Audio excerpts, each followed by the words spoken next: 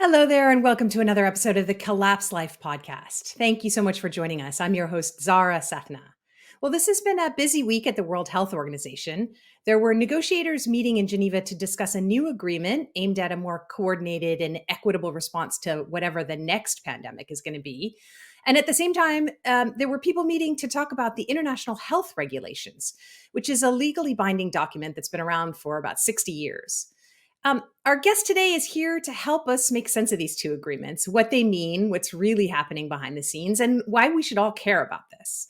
He's a return guest, James Roguski. He's a researcher and author, and he probably knows more about these two proceedings than the people who are actually negotiating them. So, James, thank you so much for joining us today. Well, I'm going to fail to make sense of these things because they don't make any sense. But I can help you sort out the details, and I will push back. I do not know more than the people who are involved with it, but I do have a very different view of what they're Certainly. negotiating, and that is what we really need to I talk about. suspect you probably have a more 30,000 foot view of it than the negotiators who are just looking at the language and thinking about their own country. So we'll get into that. Before Mhm. we even get started, though, I just want to say thank you very much, not only for being here again. We were really happy to have you on a few months ago and grateful to have you back, but also just sort of from our side and from, if I can speak on behalf of others, just thank you for the work that you're doing, because the work of UN negotiations tends to happen very much under the cloak of secrecy and darkness. Maybe sometimes they don't even mean it to be, but most people just don't have time to care, and that's why they can get away with a lot of stuff, because they're just working away in the shadows. And you've really shone a light on it, and I think we all owe you a debt of gratitude. Well, it's in my nature. Last year, I'm going to be 64 in April, but last year, somebody asked me about what was my zodiac sign and, how did I get involved in all of this? And it took me 63 years to realize I'm born under the sign of Taurus the Mhm. bull in April. And I just have a compulsion that whenever I step in bullshit, I got to point it out, and it's a full-time job. It's just everywhere, and so it's just in my nature when I see something that is just wrong. um, Shine some light on it, let other people know. I don't hold on to a need to make other people do anything. It's just, it's what I'm Mhm. good at is digging into this complicated jargon, bunch of word salad, Right. and seeing what they're saying in the words, but also what they're not saying. And I think you're going to talk about a few things. And what's really going to be important is what they don't say. Mhm. And when you get deep enough down the rabbit hole and you've read enough of their things, you realize that the crime is really in how they mislead you with a partial truth, Right. and they don't say the things that they don't want you to know. But if you pay enough attention, you can catch them in that lie of omission. Mhm. So we'll have some discussions about For that. sure. Yeah, I am looking forward to getting into it. I think we need to start though. I kind of alluded to at the top that there are these two different processes happening, and it would be good to just give people a little bit of background to help them understand one, which already exists, which has been around for a long time. This is the International Health Regulations. So it came about in 1951. It was originally called the International Sanitary Conventions. It was renamed in 1969, and it sat for a while between 1969 and 2005 untouched. They got updated in 2005 when there was the SARS epidemic and other kind of pathogens spreading. And at that time, one of the things that changed in 2005 was that they were made legally binding. And then they haven't been touched again until now with COVID. And so I just wanted to kind of get into a little bit about, where this came from, why all of a sudden it's getting changed now. But I want to start just by asking you, up until 2005, these were not legally binding. And then they introduced that language. So what does that mean? It doesn't mean what people think it means. Okay. And so it's essentially a contract amongst nations. And so the little graphic that you have up there with 2021, What really happened and the end of 2021 is very, very, very important. And that's really the starting point to understand why these negotiations are even happening.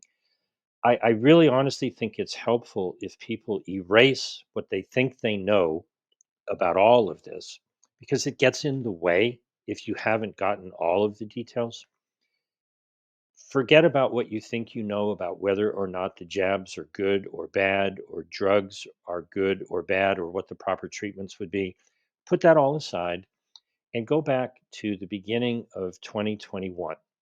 A lot of people, maybe not you, maybe not your audience, but a lot of people believed that, oh, if we could just stick a needle in everybody's arm around the world, or maybe two or three or four or five, everything will go back to normal.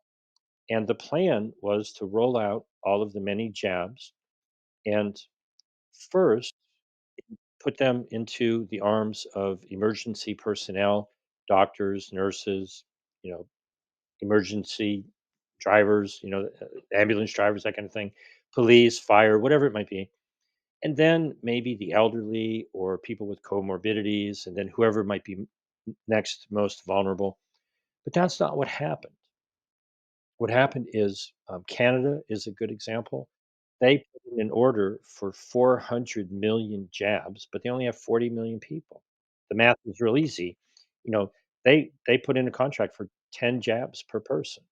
Israel started jabbing up people like crazy. The European Union bought a lot. The United States, UK, Australia, New Zealand, and at some point, the smaller, low and middle income countries said, "Hey, wait a minute. If this stuff is so wonderful, how come you're hogging it all up and we can't get any?" Now, they should be down on their knees thanking God that they missed out on all that wonderful stuff. But what they asked for on December 1st, 2021, which is what you had on the graphic there, um, they wanted the WHO to oversee negotiations for either a new agreement, new treaty. They called it a convention, agreement, or other international instrument, or amending the international health regulations to ensure equitable access to pandemic related products. Now, if ventilators and midazolam and Paxlovid and remdesivir and molnupiravir and all of the many jabs actually did save lives, then the logic would be sound. Hey, you guys are hogging up all this wonderful stuff. What about us? They're not talking about the failure of all of those things and the harm that those things caused. That's not what these negotiations are. They're negotiating a trade dispute. And when you look at it from that perspective and you put aside just because it's the World Health Organization, your mind wants to think, oh, they're trying to protect people's health. No, they're trying to transfer wealth and ensure that all of these poisons and biological weapons get evenly distributed because that didn't happen with COVID. Now, it's insane, and I can't make sense of that. I can explain the details, but that's crazy. So we've got a bunch of crazy people arguing over how to profit off of the next pandemic. So with the amendments, we'll talk about that first because that is so secret. It's astonishing. Now, when they met in 2022, they pretended to adopt amendments to 5 articles of the international health regulations to shorten the time frame to put into legally binding effect whatever might be accepted or adopted in the future.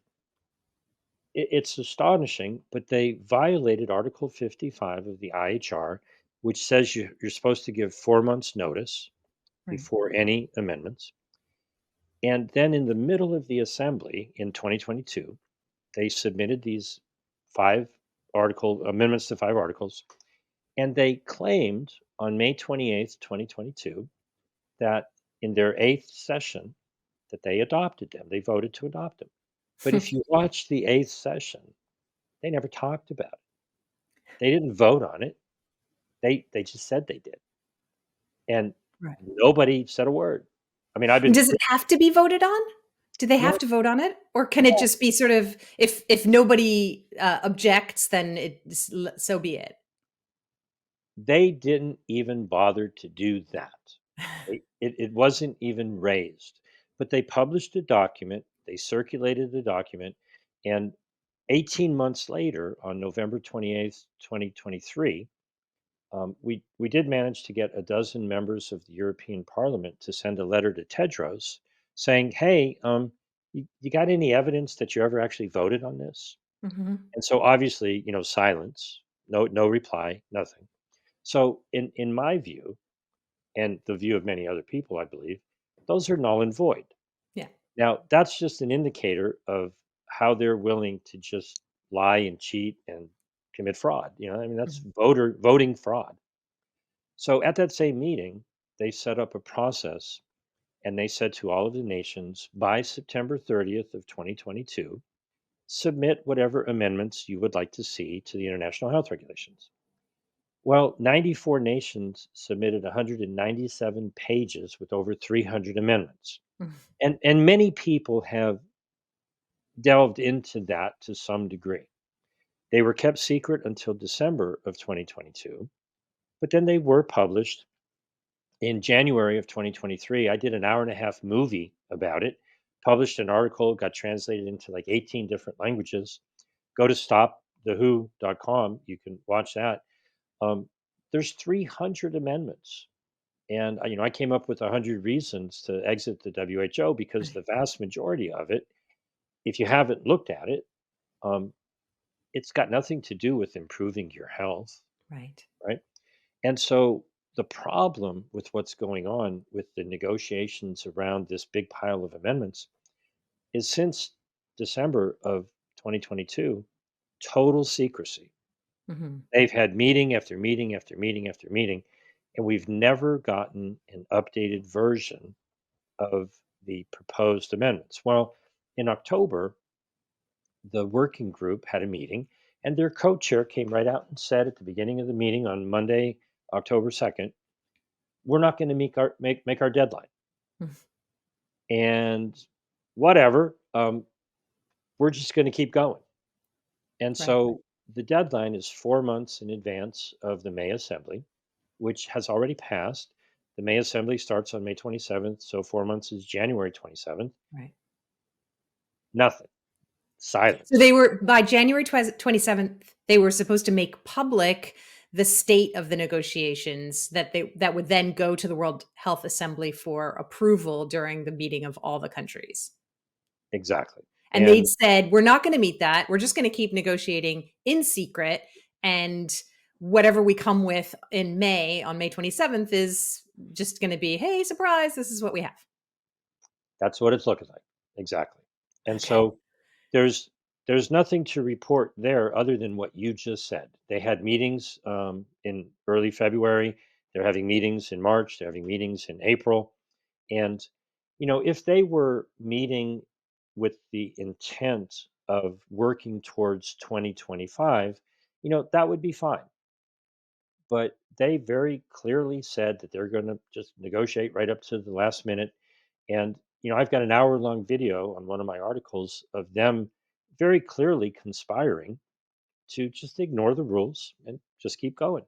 And so if they were honorable, they would have said, back in October, or certainly at their executive board meeting, which was, right on January 27th, part of it, they could have, should have, would have said, hey, we tried. The nations aren't reaching agreement. So sorry. We'll keep going and we'll see you in 2025. But they're not saying any such thing. So put that off to the side because the real, news of the moment is about a week ago, an organization, they have a website, Health Policy Watch, um, obtained the latest version, not of the amendments, but of the other new agreement, which many people call the pandemic treaty. Tedros always calls it the pandemic accord, but it's had many, many, many, many different names.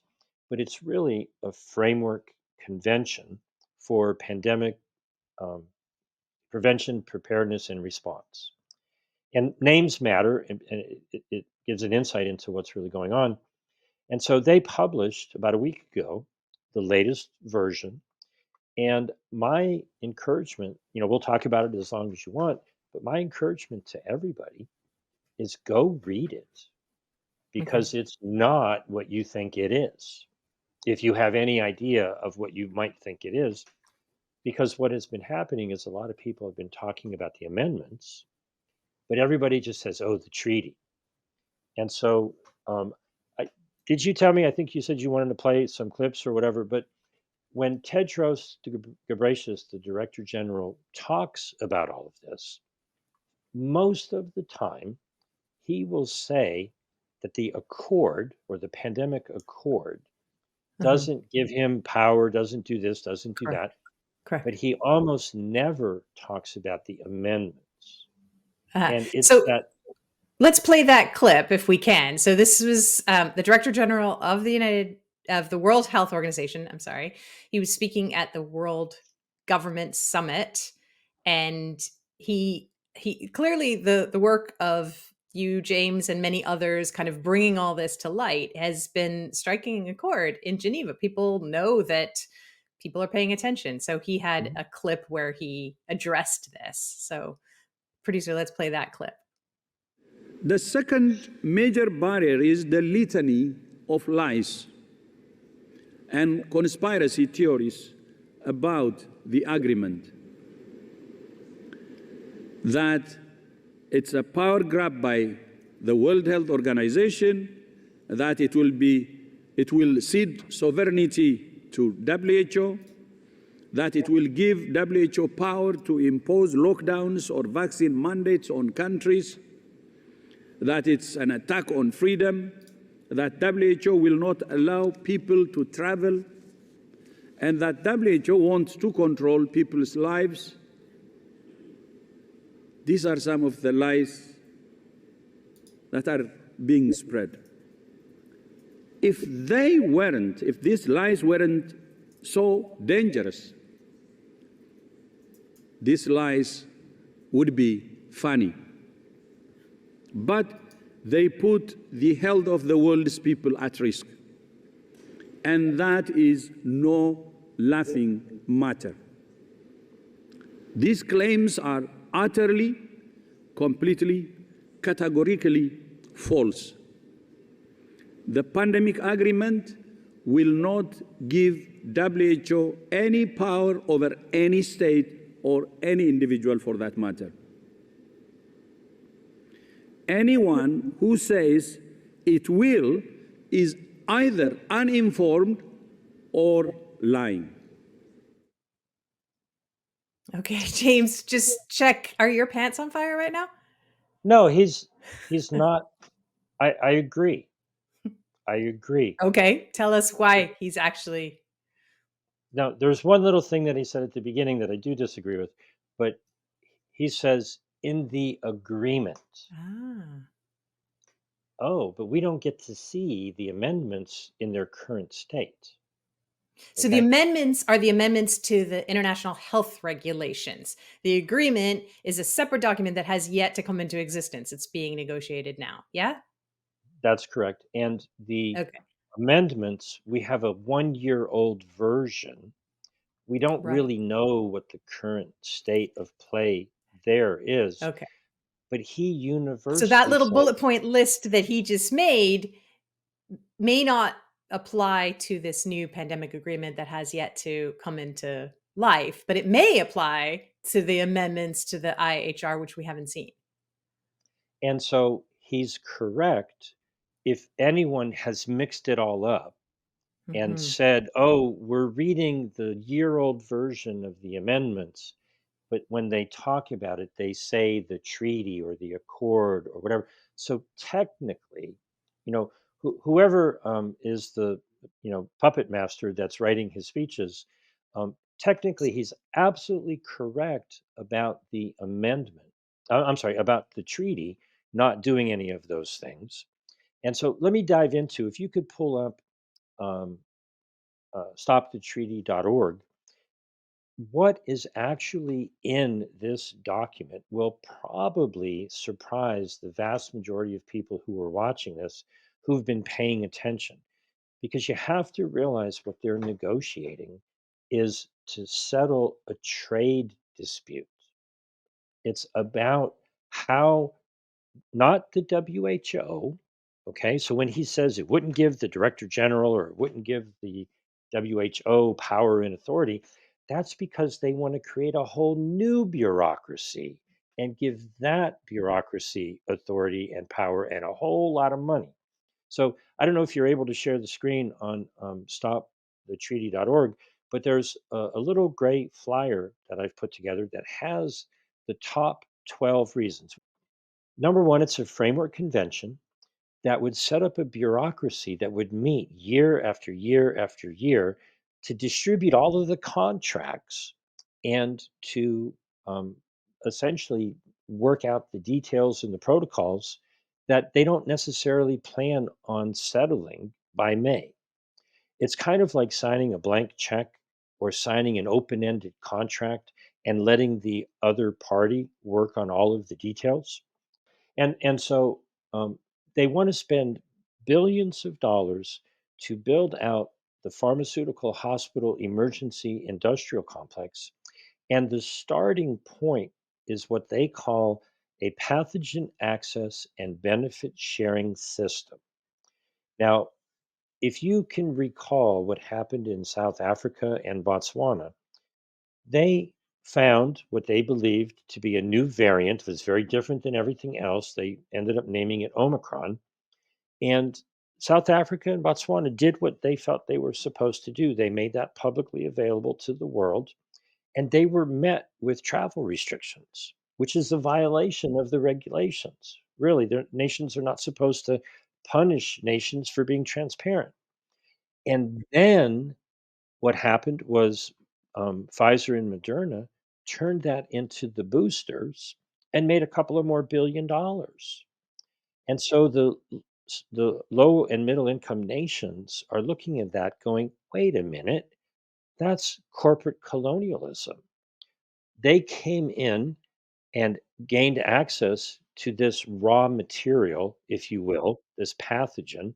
It used to be forestry products or iron ore or oil and gas or gold and diamonds and whatever nations would pillage and plunder and take back as part of the colonial outlook of these nations are just there to be plundered. Well, the new version of those natural resources are genetic sequences of pathogens. If you think about it, the initial sequence that came out of China was worth what, hundreds of billions of dollars ultimately. They're not having it anymore. They want in on the game. It's like, hey, if we find a pathogen, we want to profit from making jabs to jab our own people. Now, that's crazy. I can't make sense of that. I can't make that be logical and reasonable unless you look at it from the financial point of view. Now, I have a little bit of an unfair advantage because in November of 2022, I watched the B20, not the G20, but the B20, and the Indonesian health minister, who is formerly a banker, he's not a doctor, he's formerly a banker. He was talking to all the business leaders, and he had become aware that the United States was setting up what they call a financial intermediary fund. It ultimately became known as the World Bank Pandemic Fund. And he told all the business leaders, look, the United States is setting up this multi-billion-dollar fund to build out the infrastructure to go looking for pathogens, bring them into laboratories, do gain of function, and turn them into products that they can use to jab people with. Go invest. This is a great business opportunity. So that was in November. In December, the Congress of the US passed the National Defense Authorization Act, the US Department of Defense has allocated $5 billion over the next 5 years to build out that infrastructure. Now, they doled out about $340 million to 37 different countries, and I think that the WHO has fund envy. That's a great business model. Get government money to build out industry, to go find pathogens, to scare the bejeebers out of people, get the government to pay the pharmaceutical companies to produce the jabs, and then your local government coerces or mandates or spends billions of dollars on advertising to get people to do what they really shouldn't be doing. You can't find a more profitable business model. Why would you be spending money on heart disease and stroke and cancer and tuberculosis and leukemia and diabetes when you've got this gravy train that, the jabs cost next to nothing to make, but because everybody's afraid, you can get the government to throw billions of dollars at it. This is what they're negotiating. Now, It's when you look amazing. when you look at it and you read the document, be careful because chapter 1 will probably give you diabetes. It's so sickeningly sweet, the propaganda about sovereignty and rights and equity and solidarity and transparency and so forth and so on. They know that if people just start at the beginning and start reading, you're going to go, well, this sounds lovely. This is wonderful. Then you get to the second chapter where all the meat is with the business deal. And if you're thinking it's about health, you'll be distracted because they want to throw money at, universal health care. And, I one of the definitions in the first chapter is that a healthcare worker is someone who is involved in assistance and surveillance. Just go, wait a minute. Surveillance? Well, surveillance doesn't mean cameras or audio equipment or GPS tracking. It means if there's any way in the world to get a genetic sequence from some kind of swab or stool sample or there's manure everywhere in the world, whether it's human or animal, Yeah. and there's pathogens, degrading that manure, and those could be pathogenic. So go find them and Mhm. bring them into the lab and see what you can Mhm. create. So what we're dealing with here is not what people think it is. What they should be Yeah. talking about is, well, wait a minute, um, what worked over the last 4 or 5 years? No discussion of that whatsoever. Were the Mhm. were the diagnostics, accurate? Did the jabs stop infection or transmission, or did they cause immune dysfunction and, vaccine acquired immune deficiency syndrome? And are they Right. leading to, excess and sudden deaths and turbo cancers and all these many things? There's no discussion of that. Mm. If you Yeah. if you talk about those things, you're messing up their business model. And so when people realize that this is just an attempt to craft into international agreements organized crime, to look for something to scare people with, when they Yeah. say it's not a question of if, it's a question of when we find another pathogen to scare the bejeebers out of you so we can profiteer off of the next pandemic, then it all starts, I don't want to say makes sense, but you Right. see what it is actually happening. And Right. The it, pieces of the jigsaw puzzle start to come together, and you start to see what the picture yeah, really the is. picture isn't, oh, here's how we're going to make you healthy. Here's how we're going to take wealth from the global north Mhm. and have them, because if we find the pathogens in the global south, we can get the global north to fund building out the industry that will jab the people who didn't get jabbed the first time Mhm. around So let's stop any spread there. Mhm. Okay.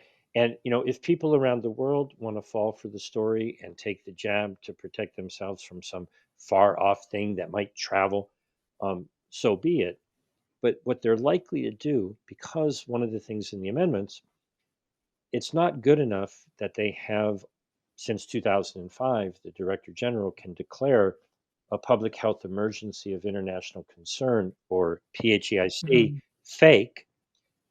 In the amendments, one of the things that they've suggested is that the regional directors, relatively local, there's 6 regions, could declare a public health emergency of regional concern. So that they're not Yeah. happy with just declaring a fake. They want to FERC you also, PHERC. Now, when you look at the dynamic of what happens when people watch the news and they see video, whether it's real or crafted, and they get afraid. I mean, just look at the terrorism that is going on with disease X.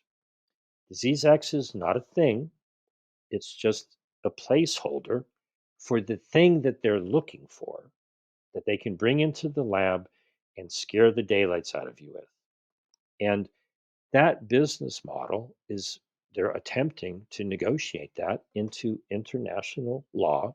Now, you asked me earlier about legally binding. Okay. If you actually read the agreement, the rules for how they would uh, oversee compliance, I'm going to leave it this way. It's across the room. I'm not going to step away and go get it and read it to you. I'll leave this as a challenge to the readers. In chapter 3, look under the compliance committee and look at how flimsy the compliance rules are. This isn't what you think it is. This is a business deal where, if you don't want to make money, if you don't want in on the game, no problem. We'll just cut you out of the deal. The compliance is, well, if you don't play the game, you're not going to get the contracts. They've got billions of dollars to dish out. That is what they want to control. That's not what Tedros said. Oh, we don't want to control this. We don't want to control that. We don't want to control the other thing, because they're busy trying to control the flow, the logistics, the distribution, the contracts. There's no audit trail on these contracts. There's no competitive bidding rules. There's no comment about how much money is this going to cost, this, that, or the other nation. Um, it, Once you see it, you get it. And Mhm. if you listen to what they're presenting, they want you to look over here and go, "Oh, we're not doing this and we're not doing that, and we're not doing the other thing." And that is true. Well, what are you Eh, doing? What are you doing? Okay? Oh, we're trying to control the logistics and distribution network with laboratories and surveillance and, gain of function, to feed the industry, to scare people in the future who, Mhm. haven't woken up to the game that they played for the last 4 years.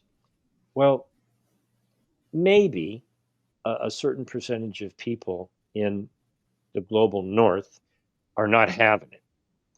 But what they're betting on is that they can go to more remote locations and find something really scary, and Mhm. convince those people to fall for their tricks.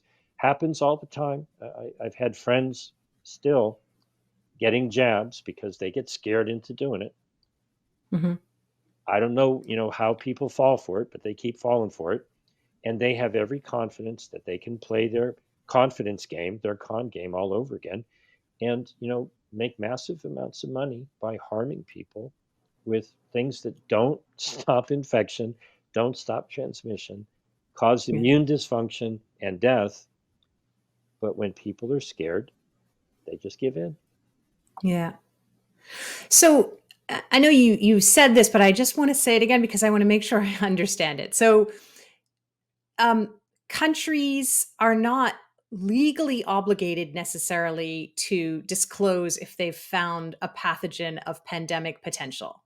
But they do right now. You gave the example of Botswana, for example. They do because they feel obligated, that it's important because of all the language that they use around cooperation and blah blah blah. But also there's a punitive measure whereby if a country finds a pathogen, doesn't disclose it, um, then later when they go to sign contracts to receive aid or to receive materials that they need, they may not be able to do the things that they do or negotiate the contracts that they want because they haven't participated in this You are cooperation. Is that that correct? is that is a darn good question, and I'll do my best to parse it out. And you're at the heart of why they're arguing and they're having difficulty. Okay, I'll do my best, but that's a darn good question. Thank you for asking it. Currently, if they have determined that there is the possibility that there's an emergency that could spread. Now, currently, roughly, if people are getting sick and there are reports in the hospital systems that people are getting sick and there's the possibility that it could, people could travel or something like that. If they feel it's a public health emergency of international concern, then yes, the nations have a little flow chart that they're supposed to ask themselves, a handful of questions. It's in Annex 2. You can read it in the 2005 International Health Regulations. If it's something that they determine based on this little flow chart is a public health emergency of international concern, they're supposed to tell the WHO. And I'm okay with that. You got a problem going on. You want to tell everybody in the world, hey, there's a problem. It might spread. Everybody should know about it. That's fine. Mhm. But what they're arguing about is, well, wait a minute. Do we have to give you the genetic sequence? Right. Hmm, that's worth a lot of money. What are you going to give us? Okay. So they're obligated to give the alert. It literally says in the document that that information is, a sovereignly protected bit of natural resources. And so when you look at it, the pharmaceutical companies have intellectual property in terms of how to make the lipid nanoparticles and craft an mRNA injectable bioweapon slash genetic therapy. They don't want to give up that intellectual property. They don't want to give up the manufacturing know how. And on the other side, the nations are like, well, you can't do that unless you get our genetic sequences. And so, they're arguing over billions of dollars. And so, what they're trying to craft is, well, if we have a genetic sequence, then you have to sign a material transfer form. And if you sign that and we give it to you, then you owe us whatever they agree is going to be owed. And the current state of the negotiations are the big crime bosses in the global north want it to be an obligation that all of the low and middle income nations hand over the intellectual property of the genetic sequences. And yeah, maybe we'll give you some money down the road next year sometime when we have the next conference of the parties. And they're not stupid. They're like, no, that's not good enough. We want concrete obligations. If you're going to make the smaller nations hand over their intellectual property, you're going to have as part of that contract a concrete sharing of the benefits. Read into that whatever you want.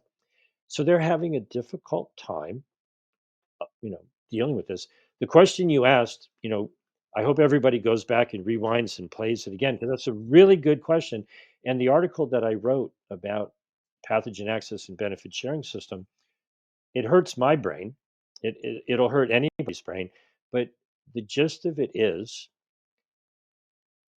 raw materials are very valuable for companies who can take that raw material and manufacture a value added product and sell it for top dollar. It used to be, oil and gas, you go refine it and it's worth more money. gold and silver and other precious metals. You refine it, it's worth more money. Um, the current resource to be exploited by the corporate colonial crowd is the genetic information from pathogens with pandemic potential. It's their term. Okay. And so you're spot on with your question. That's the question that's holding up these negotiations. How did they divvy up the money and the control from the raw material pathogen genetic sequence to the finished product biological weapon gene altering, injectable? The WHO is just the distribution, manager and the marketing arm. And so if they can present this in the best light, oh, pat you on the back, we reached an agreement, we're going to save the world. Don't worry, we're on top of it. What they're likely to try to do in the future is to scare somebody in a certain location. Oh, we found something in your poo, or we found something in somebody's, chicken coop or pigsty, or you bring in your companion animal and you bring a stool sample and they find a new canine coronavirus. Oh, got to lock down the veterinarian's office and anybody who went to the vet. Let's get everybody there, track and trace them, jab them up. Oh, we stopped the next pandemic. And everybody there is now vaccine injured, right? When that really maybe wasn't a problem, but they're setting up the infrastructure to have these hot spots everywhere. It doesn't have to be a global pandemic. It could be a hot spot here. Go take quick action, turn around, make a new jab, get everybody to fall for it, and pat themselves on the back for saving the world. Now, I really don't want anybody to believe a word that I just said. Whatever you heard me say is hearsay evidence.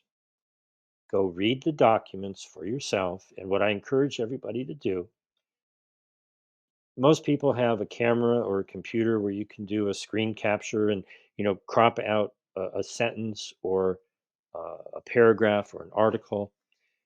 Read through the documents. And when you see something that sticks in your craw and you're like, wait a minute, what the heck is going on there?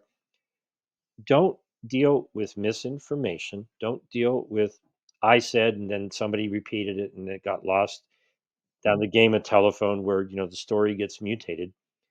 Go to their document, copy their words, and take their words, shove them in their face, and go, "Hey, wait a minute! I got a question about this. What is this WHO coordinated laboratory network? What are y'all going to be doing there? How does somebody get certified to have such a laboratory? How much are they going to get paid? What are they going to be doing there? What are the requirements? Oh, the science and advisory committee is going to be overseeing gain of function. Wait a minute, gain of function.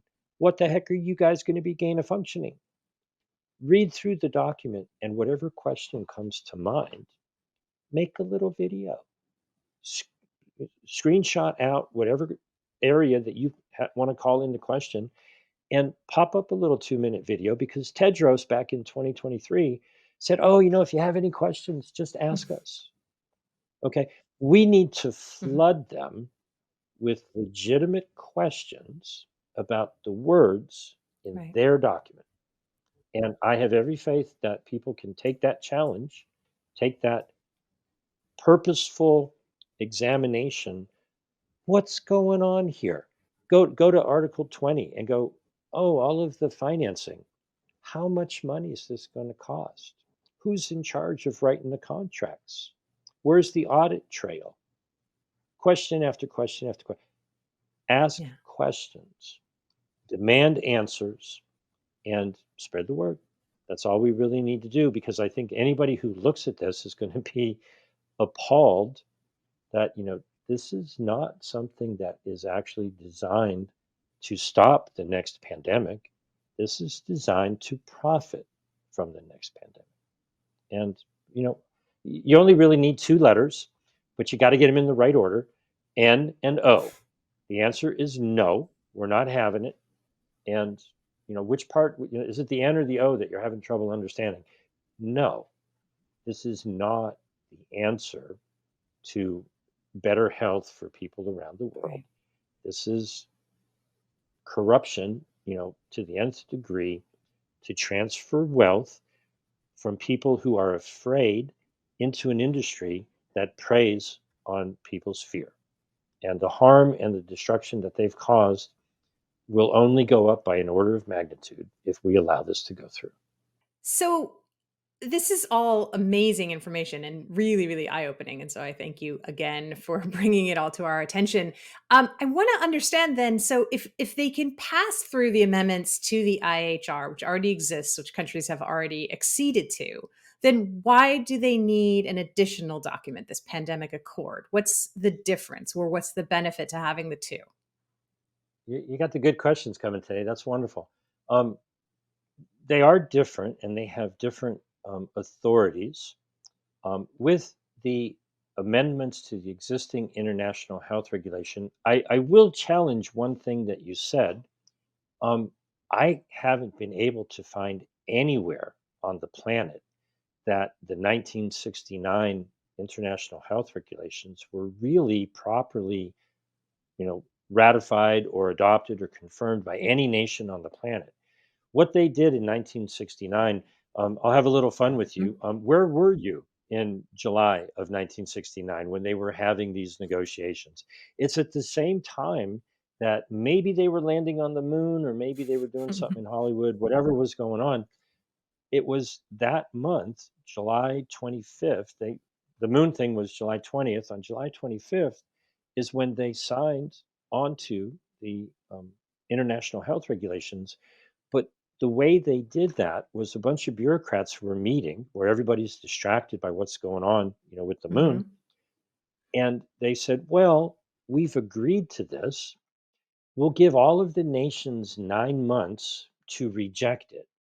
If nobody rejects it, then on January 1st, 1971, it can go into effect. So I haven't been able to find that any nation proactively actually ratified it. Same thing with the 2005 amendments.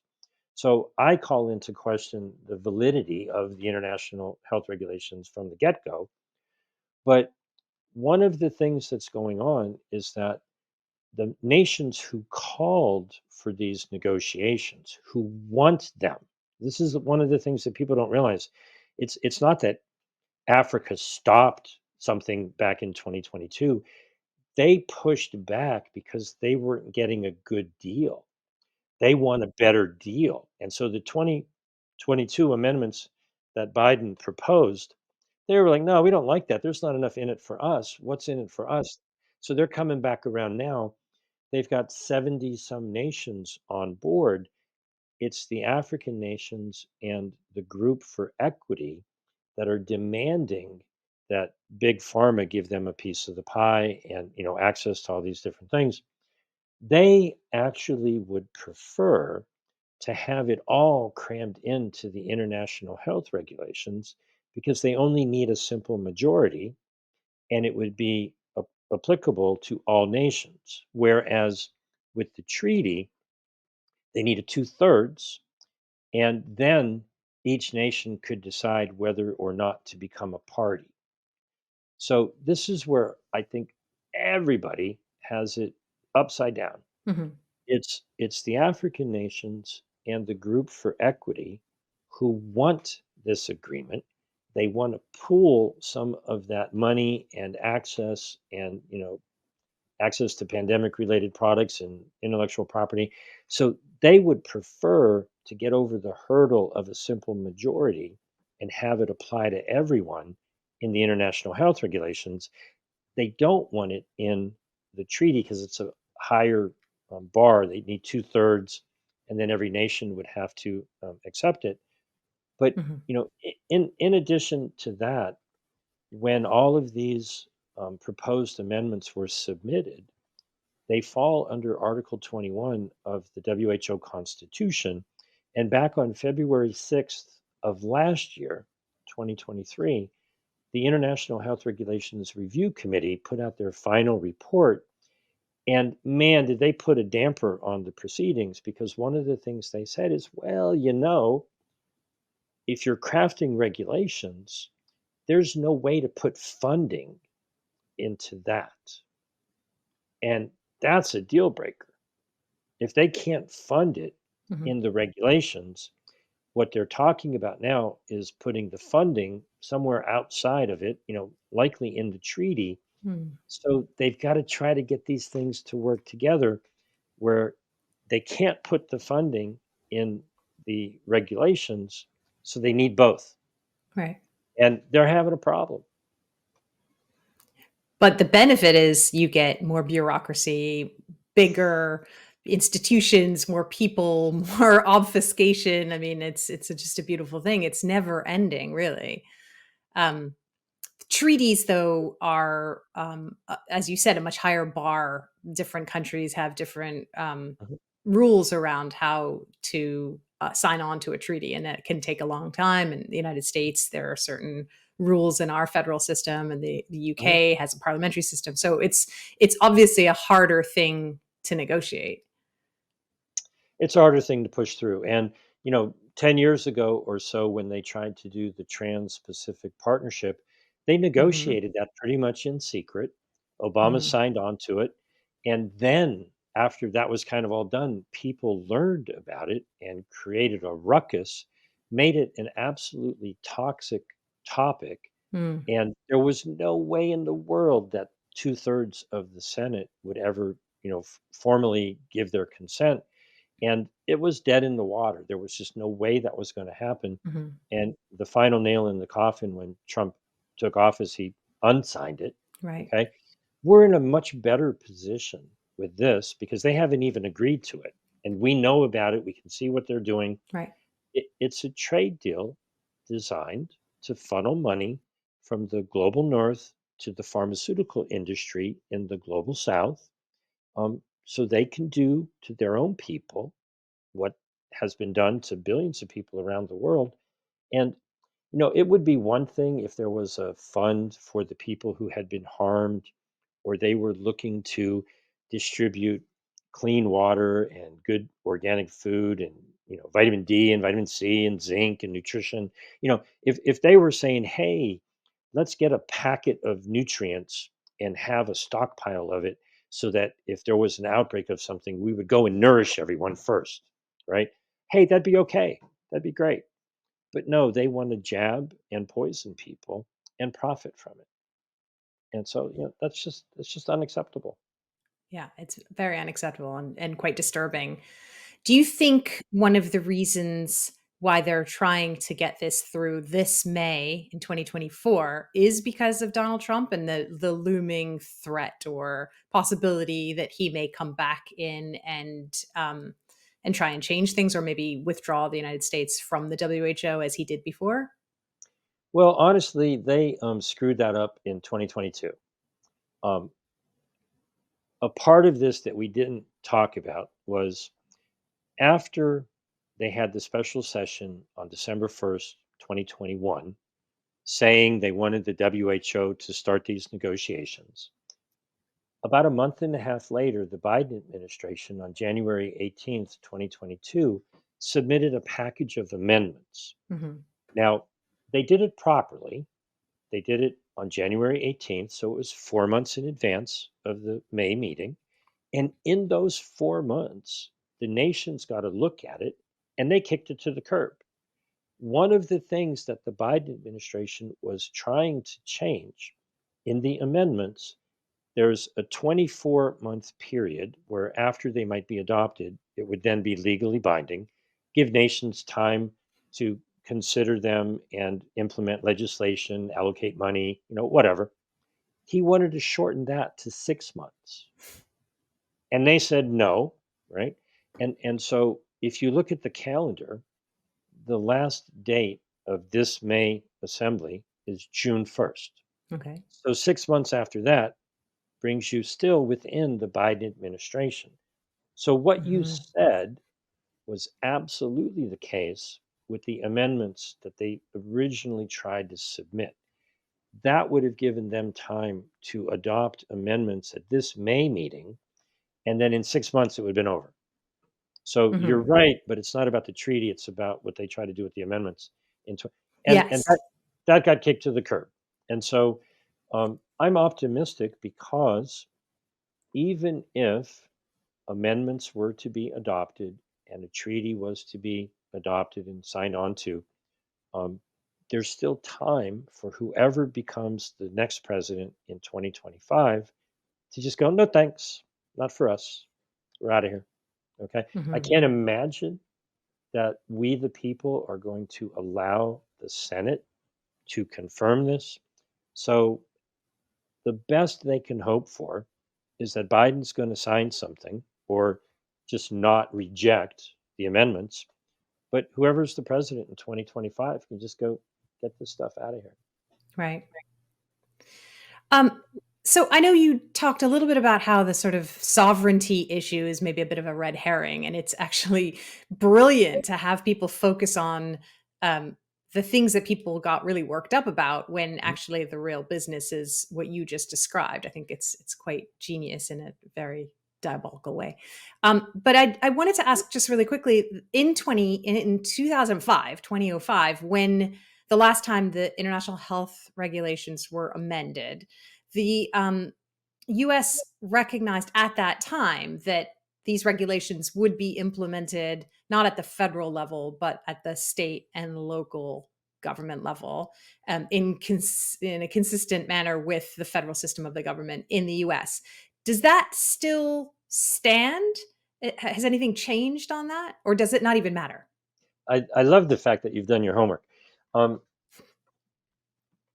what happened in the 2005 amendments to the regulations were some requirements in regards to reporting information about healthcare statistics. Now, Okay. in the grand scheme of things, um, that's a good idea. Oh, Hmm. a whole bunch of people just came down with whatever. Hey, WHO, we're having a little problem here. Right. Okay.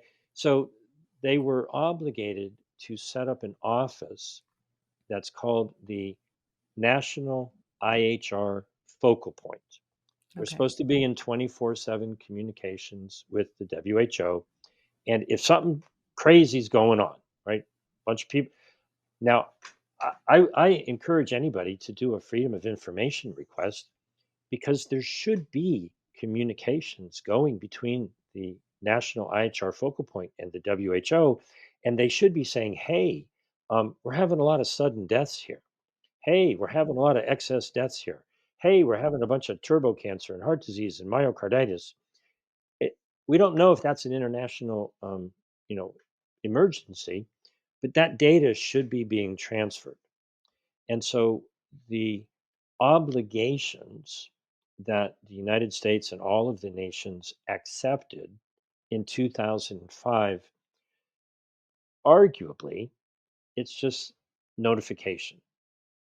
They agreed to try to not have travel restrictions. It's, everybody has this backwards. The international health regulations, if you look at their core purpose, their scope, and their principles, they were an attempt to open up the transfer of information and the transparency and not have nations lock down or put in travel restrictions. Oh, you guys have a problem. You can't come and go. We got to do. They were trying to figure out how to keep the economies going when somebody was having a problem. Well, that just got thrown right out the window as soon as everybody got scared. And so the existing 2005 IHRs are not what people think they are. And here's where it gets crazy. If you have time, do we have time for a crazy story? You're trying to make sense of this. In 2022, when I put out sample letters for people to send to their members of Congress, a lot of people sent letters pushing back against the amendments that the Biden administration had proposed. And they got back letters from Republican members of Congress that confused the daylights out of the constituents because the Republican Congress people were in support of Biden's proposed amendments. And all the constituents are like, wait a minute, why are Republicans supporting Biden, giving more power to the WHO? Well, um, Congressperson McCall from Texas shared with his constituents very proudly that it was his minority report that called for strengthening the WHO and giving them more authority, because the root source of all of this is they wanted to empower the WHO, give them more authority through the international health regulations to go beat up on China. Well, if they have the authority to go beat up on China, then they can go and dig into everybody's business. They should count their blessings, because if they had been able to go and dig into China, it would have led right back to Fort Detrick, and all of that information would have been made known. So the root source of the attempt to strengthen the WHO came from the Republican Party minority report. Hmm. Go figure. So you talked a little bit about what people can do. Go to your website and read a little bit more. Go to the WHO's website and read these documents and ask questions, ask themselves, ask others, and ask the WHO questions. What else should people be doing? And what's next? I think we have 3 months until this World Health Assembly meeting. Is there what's Approximately. happening? Well, they're having wall-to-wall meetings until the end of March, and then they have rumblings that they're going to need more Mhm. meetings because the negotiations aren't going well. They have meetings in April for the amendments. I would also encourage people to realize that hundreds of people have already recorded little videos voicing their Mhm. opinions. And you can find all of those on screwthewho.com. There's hundreds of people who've just, put a video camera in front of their face and said what they wanted to say. Mhm. Now, many of those are older, and we now have a new version of the documents. So I encourage people to read the documents, pick out a piece of it that you think, if you like it and you think it's wonderful and you fall for the sugary sweet propaganda in chapter one, then, go ahead, throw out some WHO positive propaganda. Mhm. But if you read chapters 2 and chapters 3, and pick out a sentence or a paragraph or a whole article and quote it, take a screenshot of it, take a video of it, and express your opinion about it, because the way they operate is, if you're silent, they assume that you're cool with it. Right. Well, I'm not cool with it, so I'm not silent. If you're silent, by default, that means you're fine with whatever they decide. So, it's not quite like when you go to a wedding and they say, if anybody opposes to this matrimony, speak now or forever hold your peace. But speak now, because, this is happening now, and now would be a very, very good time to speak your mind. It's that simple. That's great. So, just remind people how they can find you, where they should go to learn more. Everything is on jamesroguski.substack.com, JamesRoguski.substack.com. And I encourage anybody who's got questions, just give me a call, 310-619-3055. If you're outside the US, you can send me a text message or Signal or Telegram or WhatsApp. Um, I've learned that people who have questions self-identify them, they expose themselves as being someone who is still able to think. People who don't want to Mhm. think and just do what they're told, they don't call me with questions. So the people who call and go, "Hey Jim, I'm looking at this, and there's this going on and that going on. Help me sort this out." Um, those are my kind of people. So don't be shy. Yeah. Give me a phone call. I don't know everything, but I have been deep down the rabbit hole with this for 2 years, and I want other people to comprehend this game that is being played, because I have every belief that the common average man, woman, and quite frankly, child can understand what is really going on here. And universally, people's response is, oh, hell no. We're Hmm. not having this. And when we get enough people to be aware, um, we will stop this in its tracks. I have no doubt. Uh, right on. And thank you again so much for coming back and updating us on this. And thank you for the amazing work. We're so grateful that you're out there doing this. And I hope that people who are watching this will join on with you and keep you company, because it can't be done by one or Well, even there have 10 been people there have alone. been many, many, many, many people around the world who have awakened to this already. And if you understand exponential growth, this is going to blow up in their face. So many thanks to everybody who's done whatever it is they've done. Thanks to you, and appreciate the opportunity to talk to you and whoever may be watching us. The easy job for anybody watching this is just take the link to this video and share it like you've never shared anything else before. Go, get out your phone book, your contact list in your phone, and just text message this video to everybody, and then go back Mhm. and give them a phone call, leave them a voice message, and say, hey, I texted you something, you got to watch it. And then send them an email, and then Yeah. send them a DM, and you know whatever you got to do. If you don't, then you're effectively censoring this. They talk about the algorithms and the shadow banning and all that. If you don't share this video with everybody then you are shadow banning this video. Don't do that. Spread it far and wide. Right on. Thank you so much, James. And I hope you'll come back again and give us an update on the next piece of this work. Hopefully, there will be an update very soon. That is wonderfully good news. But the battle will continue because big pharma will just keep coming back.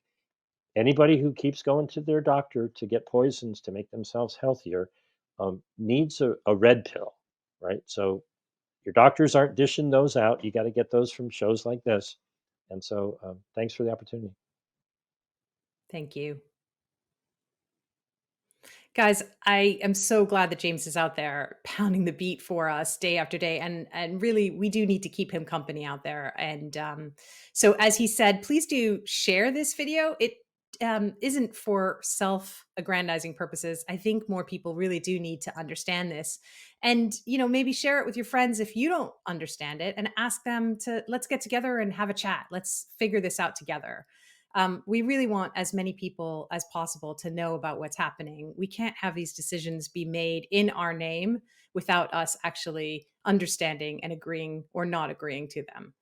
So please do, as James said, like and subscribe to this channel, share this video, make sure that more people can see it, and help James by supporting him on Substack. He's doing amazing work there. And if it wasn't for independent researchers like him, we would still be in the dark on all of this. Follow us as well on Substack. We're at collapselife.substack.com. And if you follow us there every week, you'll get our new stories as well as notifications when we drop a new episode of this podcast. We also have a website, collapselife.com. We are on Twitter. As James said, the algorithms are very difficult to keep up with, and they're certainly not working in our favor there right now. But more and more, if people follow us and share our stuff, we'll get out there. So much for free speech. It's not that free. It's quite costly. Anyway, thank you all so much for joining us here on Collapse Life. We are so grateful to you. This is your home for information that opens your eyes and gives you the tools you need to take control of your life. We look forward to seeing you again next week on the podcast. And until then, keep your chin up. It's only collapse. See you soon.